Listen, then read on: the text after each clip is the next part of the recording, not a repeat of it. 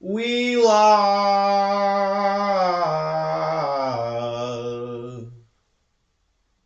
What's good, YouTube? It's your boy Rudy Tabuti, and I'm back again with another reaction video for you guys today, man. And today, man, we're gonna be reacting to the worst NBA analysts being right for 8 minutes straight. You feel me? Um,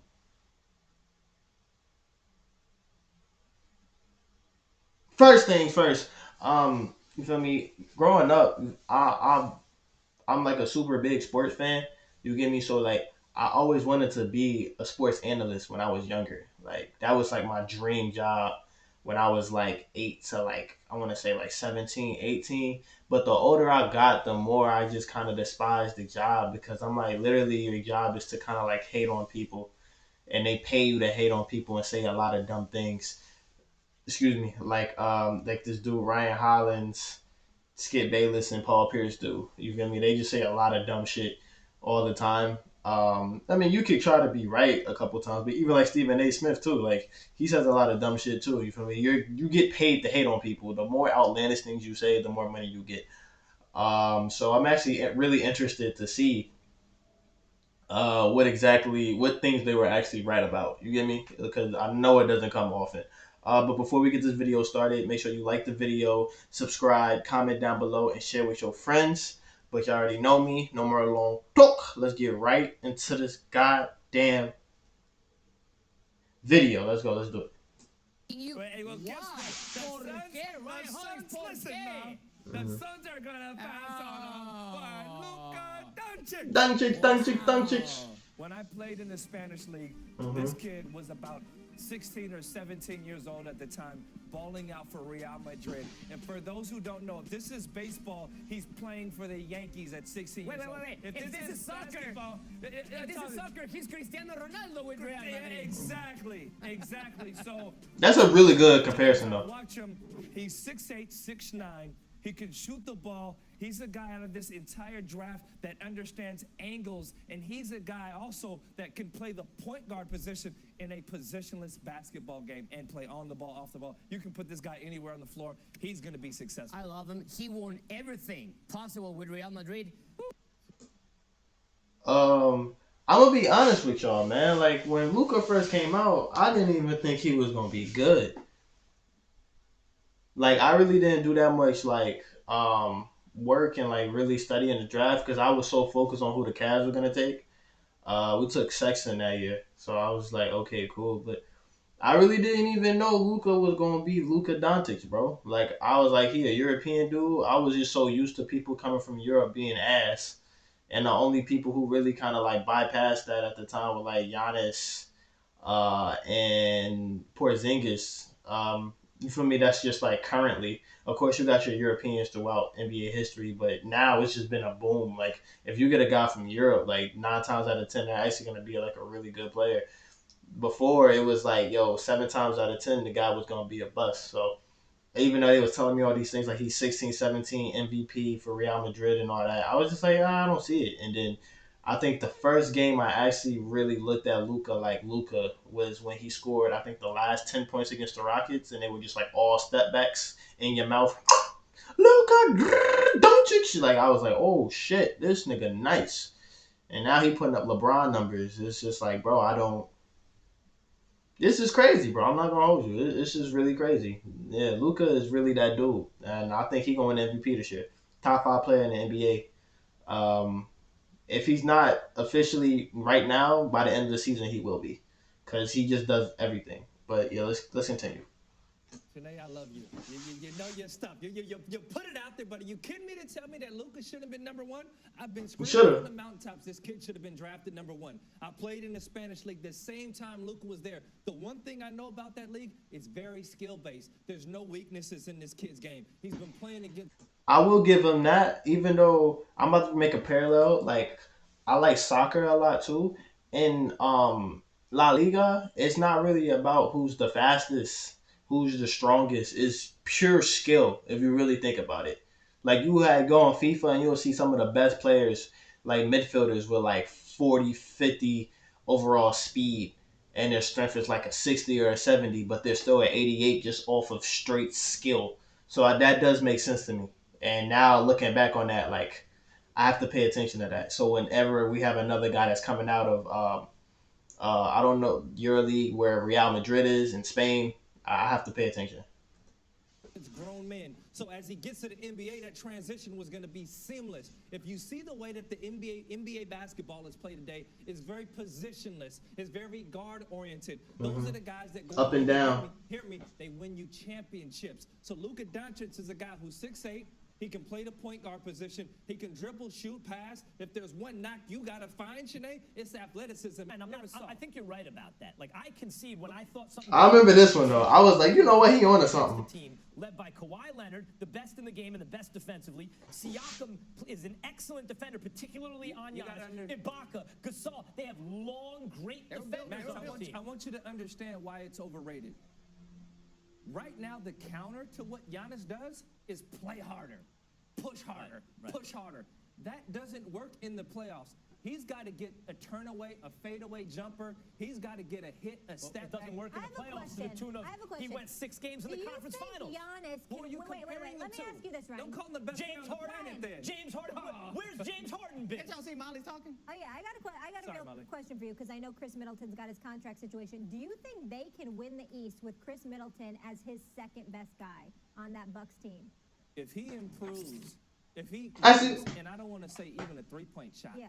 they can do it. If he gets to the point where he can bump you off and give you that Paul Pierce move, step back from the elbow, and knock that down consistently, they advance. The difference with Kawhi Leonard, Kawhi added that to his game, as you talked about that, creating his own shot off the bounce. Right now, Giannis can't do that, and it's not always going to be at the rim. Why? Because I can help. Should be exponentially higher. Yo, Ryan Hollins is an idiot, but he sounds real intelligent right now. He sounds real intelligent right now. You get me? Like, I'm looking at this year. I'm like, you know what? Giannis has a really good chance to go to the finals just off the simple fact that they finally got Drew Holiday. But to me, Drew Holiday is just a better Eric Bledsoe. It's the same player. He just does what Eric Bledsoe does much better. He's a much better defender. He's a much better passer. He's a much better floor general. You get me? But it's essentially the same player. Chris Middleton is going to do what Chris Middleton does. He's a number 2 guy, but he needs to be a number 2 guy to an elite type player. You get me? So I think those 2 guys can make up kind of like the second guy thing. So since you got them in like a big 3 right there, I can see that working. But Giannis needs to be able to, like Ryan Hollins said, just have a reliable jump shot. Because you're not just going to get wide open threes all the time, wide open mid-ranges all the time, especially come playoffs because you got teams like the Heat who are going to defend you. They're going to defend everybody. And also you have to learn how to play without the ball in your hands. That was the thing that doomed them in this playoffs. If Giannis can learn how to play without the ball or just create his own shot, hit the 3 more consistently, be more efficient from free throw, I don't see a lot of teams being able to beat the Bucks in 7. That's just me. Maybe the Nets, maybe the Sixers, but there's not any answer for Giannis. And I think he's the most dominant player. He just has to learn how to create his own shot. And once he does that, sky's the limit. And congratulations to Milwaukee and the Bucks fans. I finally got a superstar player to stay in a small market. Great job there. But yeah, man, that's gonna be the big question this year. But let's continue. Okay, so you're pretty much a done deal on 73. Yes. Is that what I'm hearing? Yes. Which is why, barring injury, we don't wish injury upon anybody. I would make it, and I'm not exaggerating this, I make it 100% that they're going to win 73 games. Heck, they could win 74 or 5 games, and it wouldn't surprise me one bit. Because night after night, they look better and better. Do you realize last night they didn't have Iguodala? And I think, remember, he was only the Finals MVP, right? It was against New Orleans, though. Okay, it was New Orleans, but I watched the first of the game, and Anthony Davis got off to a dominating start. And after about a quarter, I said, I can't take it anymore. I'm going to go to bed because Steph was starting to connect. And you know the rest of the story. Golden State's bench last night scored 55 points without Iguodala. And I'm saying, well, that's just not fair. Right. So I'm saying it's 100%. And I'm... Will the Thunder regret?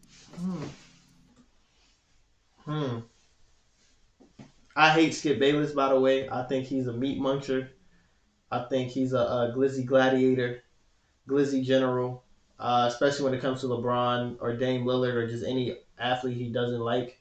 But right there, man, he was right. I think one of the reasons I was really excited when KD left the Warriors, of course, finally that the league is going to have some type of parity now, like it's going to be more teams that can compete for the championship, was the fact that when I did, I'm a Cavs fan, so I kind of hated the Warriors for a long time. But when I actually respected the Warriors, and like didn't really have a lot of hate in my heart for them, is when they had a team. When it was Steph Curry, Klay Thompson, Draymond Green as the headliners, but then you had a guy like Harrison Barnes, Barbosa, Bogut, Festus Ezeli. Most space came later. Who was I think Verjao, if I'm not mistaken. I can't really remember. There's a couple other guys too. Oh, Sean Livingston. Like when they had an actual bench, that was like when I really enjoyed the Warriors because they did it the right way. They drafted through.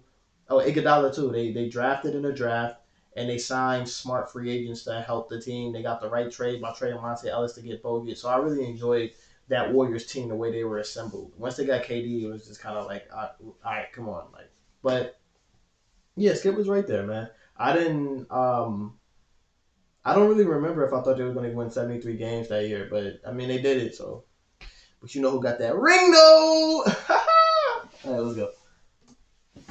Skip, you go first. Stephen A. Smith, James Harden deserved every penny of the max contract. Before he even gets started, bro, the fact that I lost James Harden for I think was like $5 million is the most dumbest thing ever. But it was the best thing for James Harden because I don't think we would see James Harden be who he is if he didn't get to go to another team and literally just take over. I don't think he would be doing this with a with a Kevin Durant and Westbrook by him. I just don't. I think that would have been one of the best teams ever, but we wouldn't have been able to see James Harden do what James Harden does. So the fact that everything played out the way it did, sorry OKC fans, like it was for the best because you got to see Kevin Durant fully blossom to the player that he was supposed to be. Westbrook fully blossom into the player that he was supposed to be, and more importantly, James Harden fully blossom into the person he was supposed to be. So, but yeah, that was dumb as hell. Even when I first saw it, I was like, Houston about to be a problem now. But I didn't know he was going to be this good, though. No denial here. He absolutely did. And he immediately went out on the road in Detroit. In Detroit, yep. It up. I remember that too. I was like, yo, game, whatever kind of game you want. He about to start wowing. Resounding statement that echoed all the way back to my hometown of Oklahoma City. You blew it, Thunder. James Harden. Listen, he brought that team back last night, Stephen A. That was not a simple game to win. He'd had no practice time with his new team. They are down 8 with 9:22 left, and they won by 9, mostly because of James Harden.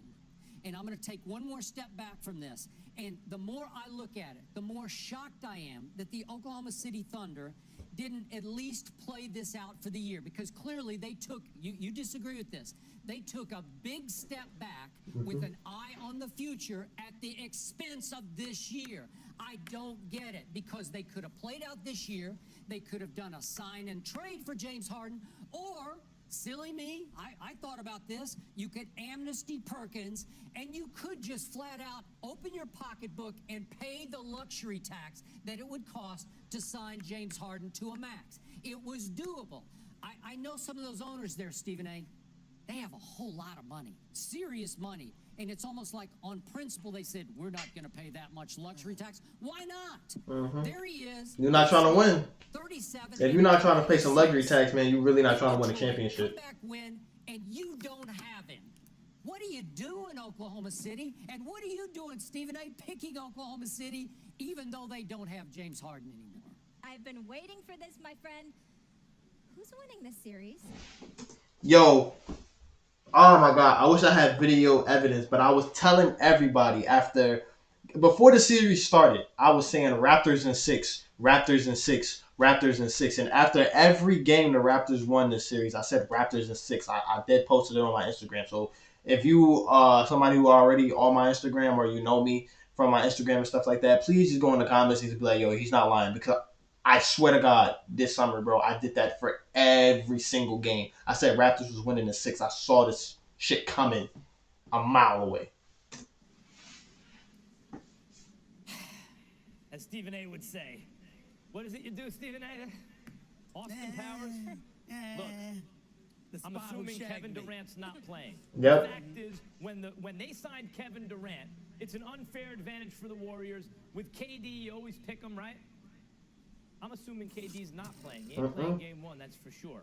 Toronto has home court. Yep. Toronto has guys that, like... They had a team. They had a team with Kawhi. Lowry was going to hit it. Siakam was going to hit it. Marc Gasol was going to get that ball moving. Ibaka was going to be a problem in the paint. Van Fleet was going to hit some threes. I saw this coming a mile away. No KD. Get him out of here. And Ibaka and Gasol. Big guys who can crash the glass. The Warriors will not be dominating the offensive board. Stephen A. Smith, I am here to tell you that the best player in this series is Kawhi Leonard, with or without KD. But without KD, it's going to be too much, and the Toronto Raptors will be NBA champions. He just ain't saying 6. I would have told him a 6.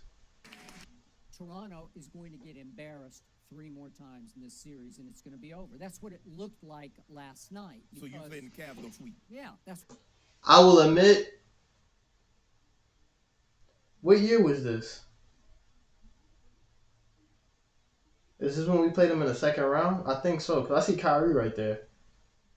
I was about to say, I will admit, I did not see, when it was just LeBron by himself, I did not see us going through Toronto that easily. And then in the second round, I didn't see us going through Toronto that easily as well. I knew we was going to win the series. Winning the series was, come on. But sweeping them after we just went to 6th the year before in the conference finals, I did not see us sweeping Toronto 2 years in a row. I did not see that happening. That's what it looked like last night. I'm just talking about I have to be prisoner of last night's moment, and that's what I saw, because I saw your Cleveland Cavaliers play the best game I have watched them play, and I watch every Cavaliers game. I think you'll see a tighter coverage tonight. Is that your prediction? Raptors? I think the Raptors get it done. Raptors? Do we have a score? See, I'm going to really put you on the spot here because I know you answer. I'll say +5. Really? +5. Okay, yes. You heard it back there, Kevin Agati. Paul Pierce says Raptors winning their first championship in franchise history. And yes. You know what? Nobody would be surprised. They're 5-2 against the Warriors. And they haven't lost in this building this year. They have not. They've won 3 times. 3 times. Yeah, man. Personally, man, that's easy. The Raptors are already up 3-2. There was no Kevin Durant. You kind of saw what was finna happen. I guess you can say no, I'm not going to say that. Shout out Paul Pierce, though. Paul Pierce says a lot of sus things and a lot of dumb things on ESPN, and he usually makes himself out to be a fool or an idiot. But I actually did meet him in L.A. He was riding his Range Rover, and I was with my friends. I was sitting in the back seat, and literally he just rolled the window down and was like, yo, what's up with y'all, man? And my friend in the front seat was actually like a really big Celtics fan, so he was like, it's fucking Paul Pierce, right? And that was a real cool moment. Like, Paul was a real cool dude for that. But yeah, when he's actually doing his job, bro, he kind of sucks. I'm not gonna lie to you. He just says a lot of dumb things. Like, he thinks he's better than Wade and shit like that. Like, it's just kind of what are you saying? Like, what are we doing right now? You feel me? But shout out Paul Pierce. Personally, on a human level, he's a really cool dude. But when he comes to making predictions and shit like that, he sucks. So I'm not giving him no credit for that. Toronto was already up 3-2. Like, come on.